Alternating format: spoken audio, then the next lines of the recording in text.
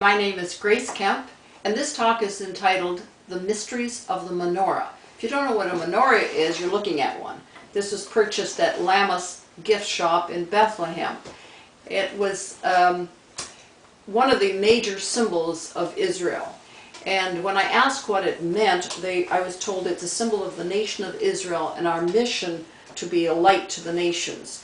But there's many different reasons given as to why the menorah is a symbol in Israel.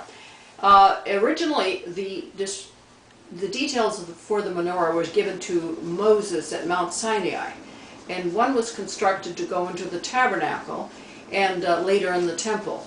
And it was called the pure candlestick, or the lamp of God.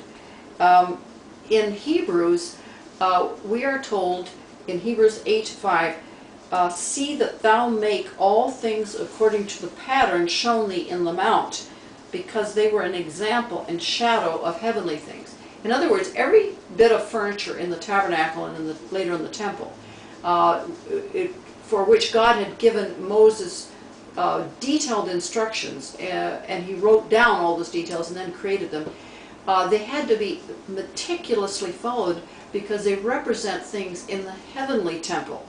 And when John was caught up to heaven in Revelation 4:1, in the temple of God was the throne of God. There was Jesus Christ there. But where was the Holy Spirit? It says of the Holy Spirit, there were 7 lamps of fire burning before the throne, which are the 7 spirits of God. Now what does that mean? That there are 7 Holy Spirits? No, the 7 lamps of fire burning before the throne of God was a menorah. Now, this is only one menorah, but it has 7 spouts. 7 spouts. So the Holy Spirit is represented biblically as a menorah. The menorah represents the Holy Spirit, in other words. And why does it say the 7 spirits of God? Because Isaiah tells us, 11:1 and 2, the Spirit of the Lord, describing the Holy Spirit's ministry, he's called the Spirit of the Lord, Spirit of wisdom, Spirit of understanding, counsel, might, knowledge, and fear of the Lord. So the Holy Spirit has a 7-fold ministry. And so biblically speaking, the menorah represents the Holy Spirit. In God's right hand, John noticed that God was holding a 7-sealed scroll.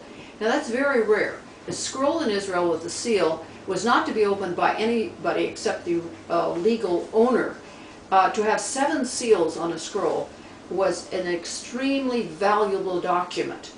So when I was in Israel at the Shrine of the Book, I ran all through that science museum looking for what I expected to find, an old scroll, an ancient scroll with 7 seals. I'd been told it was there.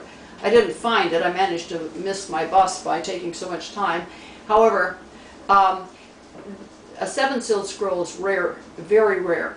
And so I thought, well, God valued the scroll in his hand because it has 7 seals and only God can open it, or his representative Christ.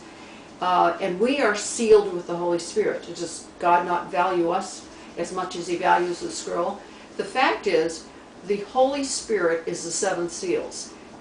Because he is presented in a 7-fold ministry, then we as believers we're 7 sealed saints. When we're sealed with the Holy Spirit, there's 7 seals on us. Now what good is that? What does that mean?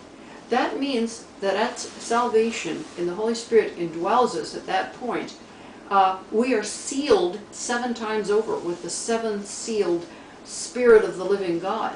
A seal cannot be broken. That gives me tremendous security. Believers are secure because they're sealed, not till the next sin, but according to Ephesians 1:13 and Ephesians 4:30, they're sealed until the day of redemption. So as a sealed believer, then we seek to please the Lord. A sealed believer, sealed with the Holy Spirit, will bring forth works. They will evidence that faith by the works. If they never evidence works, then they're just talking nonsense. Because a true born-again believer with the Spirit of God in him will start manifesting the characteristics. And so that gives me a tremendous security. All believers are secure. So let's live to please the Lord. He's coming soon. So be ready and know for sure that you are sealed and ready to go. God bless you.